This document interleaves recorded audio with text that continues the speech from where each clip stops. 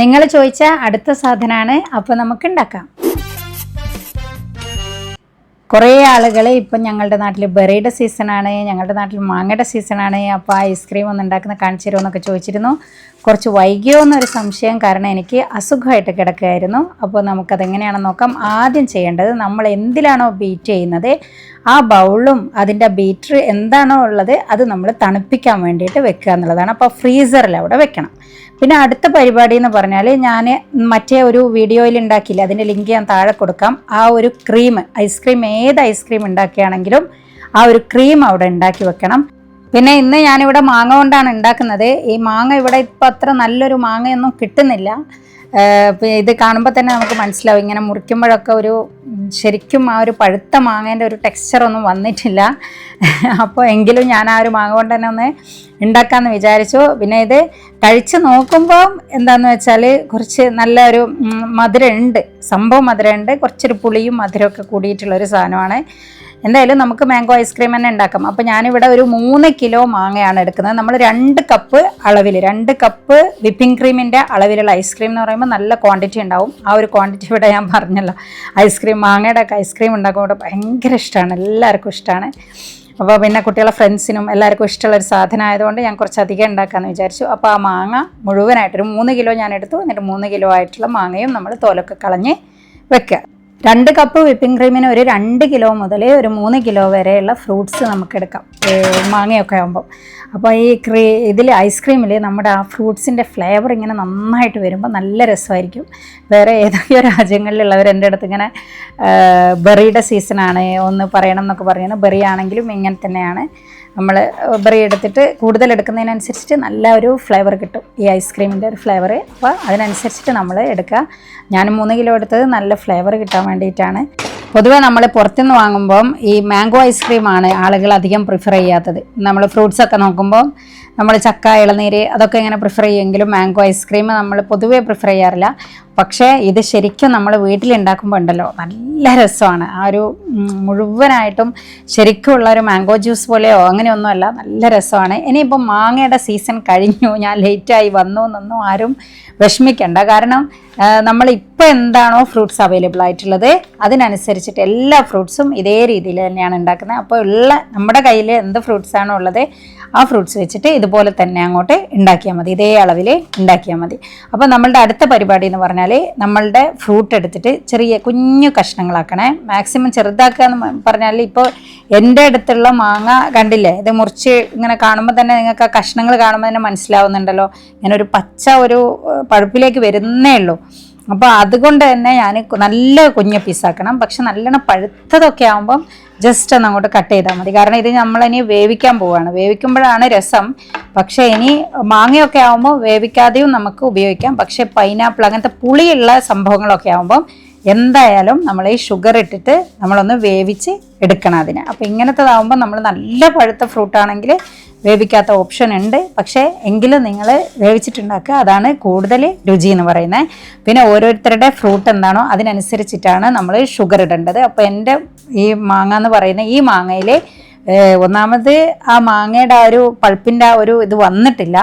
അപ്പോൾ അതുകൊണ്ട് ഞാൻ അധികം ഷുഗർ ഇട്ടിട്ടുണ്ട്. എന്നിട്ട് അതിൽ വെള്ളം ഒന്നും ഒഴിക്കരുത്, വെള്ളം ഒന്നും ഒഴിക്കാതെ അവിടെ വേവിക്കാൻ വെക്കുക. ഇപ്പോൾ അതും ഈ വേവ് എന്ന് പറയുന്നതും ഓരോരുത്തരുടെ ഫ്രൂട്ടിനനുസരിച്ചിട്ടാണ് അതിൻ്റെ ടൈം എടുക്കുക. അപ്പോൾ ഇത് എൻ്റെ അടുത്തുള്ളത് കണ്ടില്ലേ, ഇത് തുറന്നിട്ട് നമ്മൾ നോക്കുമ്പം എന്താ വെറുതെ ഷുഗർ ഇട്ടിട്ടേ ഉള്ളൂ. പക്ഷേ ആ ഷുഗറിൻ്റെയും മാങ്ങയുടെ ആ ഒരു വെള്ളം ഉണ്ടാവുമല്ലോ അതിലുള്ള, അതെല്ലാം കൂടെ കൂടിയിട്ട് അതിൽ തന്നെ ഇങ്ങനെ വെള്ളം വരും. എന്നിട്ട് കുറച്ച് സമയം കഴിഞ്ഞിട്ട് ഒന്നുകൂടെ ഇങ്ങനെ തുറന്ന് നോക്കുമ്പോൾ നോക്കിയേ അതിലെ വെള്ളമൊക്കെ ഇങ്ങനെ വറ്റിയിട്ട് വന്നിട്ടുണ്ട്. പക്ഷേ ഇത് നമ്മളൊരു പപ്പായയുടെ ആ പീസൊക്കെ നമ്മൾ വേവിച്ചെടുക്കൂലേ, അതുപോലെയാണ് വന്നത്. കാരണം ഈ മാങ്ങ അത്ര ഒരു ഇതില്ല. അതുകൊണ്ടാണ് ഞാൻ ഇതിനെ ഒന്നങ്ങോട്ട് ഇടിച്ചെടുക്കുന്നത്. ഇങ്ങോട്ട് ജസ്റ്റ് അതിൻ്റെ ഒരു കുറച്ചൊന്ന് അങ്ങോട്ട് മിക്സ് ആയിക്കോട്ടെ എന്ന് വിചാരിച്ചു, അങ്ങനെ ചെയ്യുന്നതാണ്. പക്ഷേ എല്ലാ ഫ്രൂട്ടിനൊന്നും ഇങ്ങനെയൊന്നും ചെയ്യേണ്ട കാര്യമില്ല. കാരണം അല്ലാതെ തന്നെ നമ്മൾ വേവിക്കുമ്പോൾ തന്നെ അതൊന്നിങ്ങോട്ട് അളിഞ്ഞിട്ട് കുറച്ച് പീസസ് ആയിട്ടും അങ്ങനെയാണ് നമുക്ക് വേവിക്കുമ്പോൾ കിട്ടുക.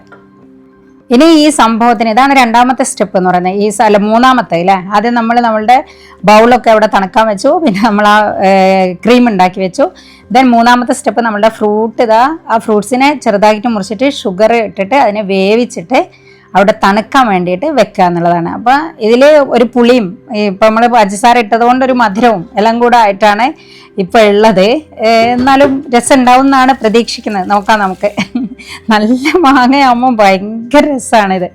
അപ്പം നല്ല ഫ്രൂട്ട് കിട്ടുന്ന എന്താണോ നിങ്ങളെ കയ്യിലുള്ളത് അത് വെച്ചിട്ടൊന്ന് നോക്കിയാൽ മതി. ചക്കയൊക്കെ ആകുമ്പോൾ നല്ല രസമായിരിക്കുമല്ലോ. അപ്പോൾ ആ ചക്ക കൊണ്ട് ഉണ്ടാക്കുക. പിന്നെ ബെറീസ് പറഞ്ഞില്ലേ, ബെറീസൊന്നും തീർന്നിട്ടില്ല എന്നാണ് ഞാൻ പ്രതീക്ഷിക്കുന്നത്. അപ്പോൾ നമ്മൾ ഇനി ഈ സംഭവം കൂടെ അവിടെ തണുക്കാൻ വേണ്ടിയിട്ട് വെക്കാം. ഇനി അടുത്ത പരിപാടിയിലേക്ക് പോവാം നമുക്ക്. അപ്പോൾ നേരത്തെ ഞാൻ പറഞ്ഞില്ലേ തണുക്കാൻ വേണ്ടിയിട്ട് വെക്കാൻ വേണ്ടിയിട്ട് ആ ബൗള് എടുക്കുക. എന്തായാലും ഇത് ഫ്രീസറിൽ വെച്ചിട്ട് തണുപ്പിക്കണം. എന്ത് ബൗളായാലും കുഴപ്പമില്ല. നമ്മൾ എന്തിലാണോ ബീറ്റ് ചെയ്യുന്നത് ആ ബീറ്റർ കൊണ്ട് ബീറ്റ് ചെയ്യുമല്ലോ എന്തായാലും. ആ ബൗള് തണുപ്പിക്കാൻ വെക്കുക. അത് എന്ത് ബീറ്റ് ചെയ്യുമ്പോഴും അങ്ങനെയാണ്. ഈവൻ നമ്മൾ മിക്സിയിലാണെങ്കിൽ പോലും അതിൻ്റെ ജാറ് നമ്മൾ തണുപ്പിച്ചിട്ട് വേണം ബീറ്റ് ചെയ്യാൻ.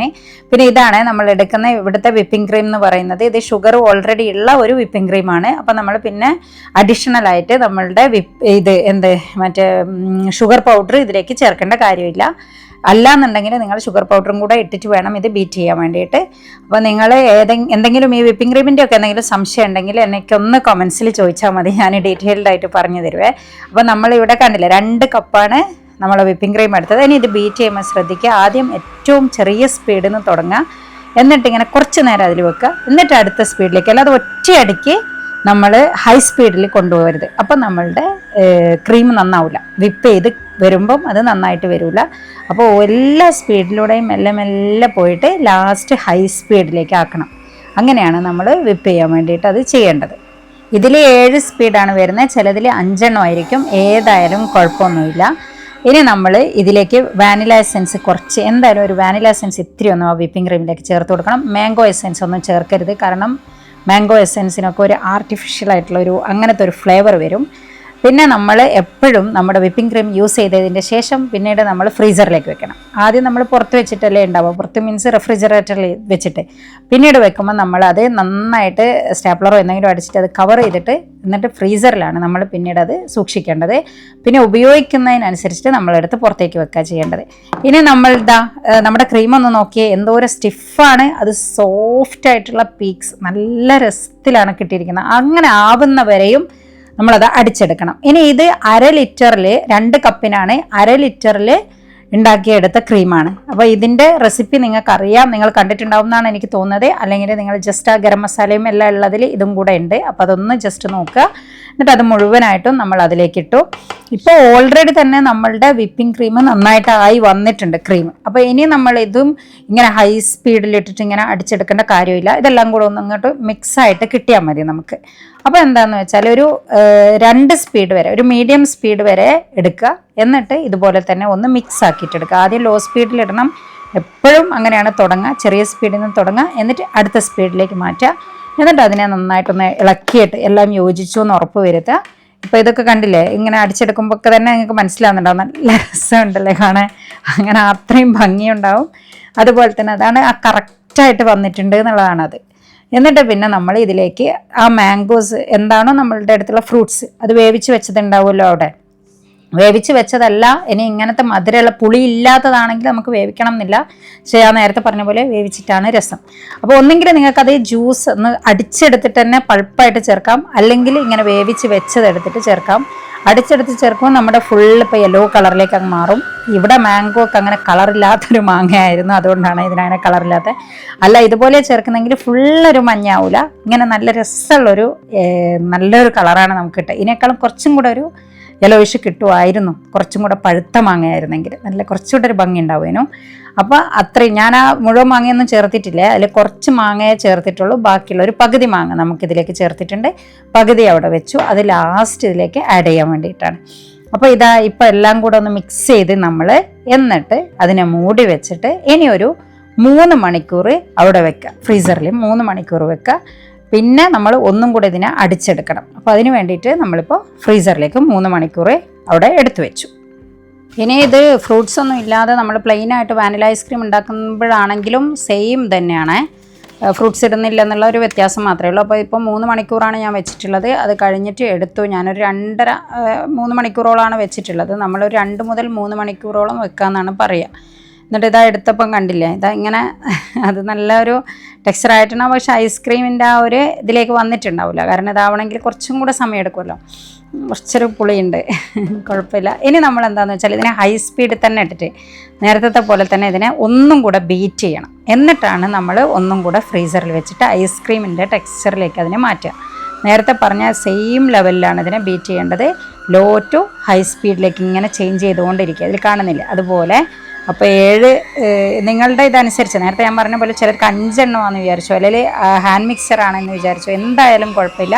പക്ഷെ നമ്മളതിങ്ങനെ ബീറ്റ് ചെയ്യുമ്പോൾ ആ പീക്സാണ് നമ്മൾ നോക്കേണ്ടത്. വിപ്പിംഗ് ക്രീം ഫസ്റ്റ് ഉണ്ടാക്കുമ്പോൾ തന്നെ അങ്ങനെയാണ് നമ്മൾ നല്ല ഇതിലേക്ക് കൊണ്ടുവരേണ്ടത്. പിന്നെ അതേപോലെ തന്നെ ഇത് ഓഫ് ചെയ്യുമ്പോൾ സെയിം വേയിലാണ് കുറച്ച് കൊണ്ടുവന്നിട്ട് ഇങ്ങനെ മെല്ലെ മെല്ലെ വേണം ലാസ്റ്റിലേക്ക് കൊണ്ടുവരാൻ, അല്ലാതെ ഒറ്റയടിക്ക് ആ സ്പീഡ് അങ്ങോട്ട് മാറ്റരുത്. ഇനി നമ്മളുടെ ഇത് ലാസ്റ്റ് സ്റ്റെപ്പാണ്, ഐസ്ക്രീമിൻ്റെ അവസാനമായിട്ടുള്ള ബീറ്റ് ചെയ്യുന്ന സംഭവമൊക്കെയാണ്. അപ്പോൾ നമ്മൾ ലാസ്റ്റുള്ള മുഴുവനും എന്താണോ ഫ്രൂട്ട് നമ്മളവിടെ വേവിച്ച് വെച്ച ആ ഫ്രൂട്ടില്ലേ തണുത്തിരിക്കുന്നത്, ആ ഫ്രൂട്ട് മുഴുവനായിട്ടും ബാക്കിയുള്ളതും കൂടെ അതിലേക്ക് ചേർക്കുക. അപ്പോൾ ഞാനതുകൊണ്ട് പറഞ്ഞു, കുറേ നമ്മൾ ഇടുന്നതിനനുസരിച്ചിട്ട് നമുക്ക് നല്ല ഫ്ലേവർ കിട്ടും. പക്ഷേ അത് വിചാരിച്ചിട്ട് മുഴുവനായിട്ട് ഇടണ്ട, കാരണം അത് പിന്നെ ഐസ്ക്രീമിൻ്റെ ഒരു ടെക്സ്ചറിൽ നിന്ന് അങ്ങോട്ട് മാറിപ്പോവും.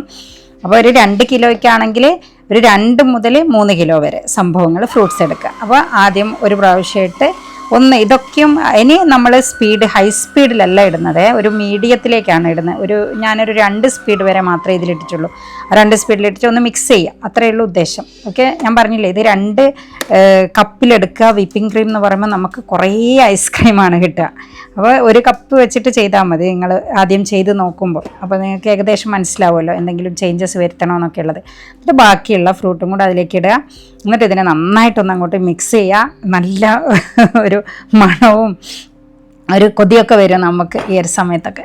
അപ്പോൾ നന്നായിട്ട് മിക്സ് ചെയ്തിട്ട് ഇത് മറ്റേ നമ്മൾ നല്ല ഫ്രൂട്ടാണെങ്കിൽ ഇപ്പോൾ ഇല്ലേ ആ യെല്ലോ കളറൊക്കെ എല്ലായിടത്തേക്കും അങ്ങോട്ട് സ്പ്രെഡാവും, നിറച്ച് സ്പ്രെഡായിട്ട് കളറൊക്കെ ഇങ്ങനെ കുറച്ചും കൂടി ചേഞ്ചായിട്ട് വരും. ബെറീസൊക്കെ ആണെങ്കിൽ അതിൻ്റെ ആ ഒരു റെഡിഷോ എന്താണോ ആ കളറൊക്കെ ഇങ്ങനെ വരും. ഇത് നമ്മൾ അത്രയ്ക്ക് ഇതില്ലാത്തതുകൊണ്ടാണ് ഇതിന് ഇങ്ങനത്തെ ഒരു കളറായിട്ട് മാറിയത്. പപ്പായയുടെ ഐസ്ക്രീം ഭയങ്കര രുചിയുള്ള ഐസ്ക്രീമാണ് പപ്പായ. അത് ഇഷ്ടമില്ലാത്തവർക്കും നമുക്ക് ആ ഒരു ഫ്ലേവർ മനസ്സിലാവില്ല. അത്രയ്ക്കും ഇവിടെ ഉണ്ടാക്കിയിട്ട് മക്കൾക്കൊക്കെ ഭയങ്കര ഇഷ്ടമായിരുന്നു. ഒരു പ്രാവശ്യം നാട്ടിൽ നിന്ന് ഇങ്ങനെ തന്നെ ഇത് കൊണ്ടുവന്നപ്പോൾ. അപ്പോൾ അങ്ങനെ ഉണ്ടാക്കുക. ഇനി ഇത് നമ്മളുടെ ഫൈനൽ സംഭവമായി. ഇനി നമ്മൾ ഫ്രീസറിലേക്ക് വെക്കുന്നു. ഓവർനൈറ്റ് വെക്കാം, ഒരു 6 മണിക്കൂർ വെക്കാമെന്നാണ് പറയുക. 6 മുതൽ ഒരു 8 മണിക്കൂർ വരെയൊക്കെ നമുക്ക് വെക്കാം. അത് സംഭവം ഞാൻ വെച്ച് കഴിഞ്ഞതാണ്, പിറ്റേ ദിവസമാണ് ഇതെടുക്കുന്നത്. അങ്ങനെ ഓവർനൈറ്റാണ് ഞാൻ വെച്ചിട്ടുള്ളത്. അപ്പോൾ എടുത്തു, എന്നിട്ട് നമുക്കതിനെ സ്കൂപ്പ് ചെയ്തിട്ട് നോക്കാം. ഇത് എടുത്തിട്ട് കണ്ടില്ലേ, ശരിക്കും ഐസ്ക്രീം കിട്ടുന്ന പോലെ തന്നെ നമുക്ക് ഈസി ആയിട്ട് ആ സംഭവം അങ്ങോട്ട് കിട്ടും. ആദ്യം എടുത്ത ഉടനെ എടുക്കുമ്പോൾ ചിലപ്പോൾ ഒരു ഇത് വരും. പക്ഷെ കുറച്ച് നേരം ഒന്നായിട്ട് വെക്കുക. എന്നിട്ട് 1 മിനിറ്റ് 2 മിനിറ്റൊക്കെ വെച്ചിട്ടാവുമ്പോൾ നമുക്ക് സ്കൂപ്പ് ചെയ്യുമ്പോൾ ശരിക്കും നമ്മളുടെ ഐസ്ക്രീം ഇങ്ങനെ എടുത്തിട്ട് കിട്ടുന്ന പോലെ തന്നെ കിട്ടും. പിന്നെ ഇതിൻ്റെ വേറൊരു ഗുണം എന്ന് പറഞ്ഞാൽ ഇതിന് തണുപ്പ് നമ്മൾ വാങ്ങുന്നതിനേക്കാൾ കുറച്ച് കുറവായിരിക്കും. പിന്നെ നല്ലൊരു ടെക്സ്ചറായിരിക്കും, ഇതിന് ഫ്ലേവറും എല്ലാം നല്ല ഇതായിരിക്കും. നന്നായിട്ട് നമ്മൾ ആ ഫ്രൂട്ട്സിൻ്റെ ഒക്കെ ശരിക്കും ഇങ്ങനെ ക്രഞ്ച് അതിൽ ആ പീസസ് ഇല്ലേ, അപ്പോൾ നമ്മൾക്ക് അതിനകത്ത് ഇങ്ങനെ കടിക്കുമ്പോൾ ഭയങ്കര ഒരു രസമാണ്. ഫ്രൂട്ട്സും കൂടെ അതിൻ്റെ ശരിക്കും വായിൽ വെള്ളം വരുന്നുണ്ട്. അതിൻ്റെ ഉള്ളിൽ നിന്ന് ഇങ്ങനെ കടിച്ചെടുക്കുമ്പോൾ ഭയങ്കര രസമായിരിക്കും. ഇനിയിപ്പോൾ നിങ്ങൾക്ക് അയ്യോ നമ്മുടെ മാങ്ങയുടെ സീസൺ കഴിഞ്ഞല്ലോ എന്നുള്ള വിഷമമൊന്നും വേണ്ട.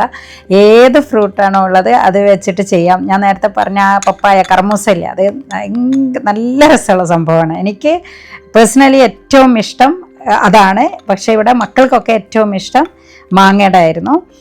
പിന്നെ ബട്ടർ സ്കോച്ച് ഒക്കെ ചെയ്യാം, എന്തായാലും ചെയ്ത് നോക്കുക.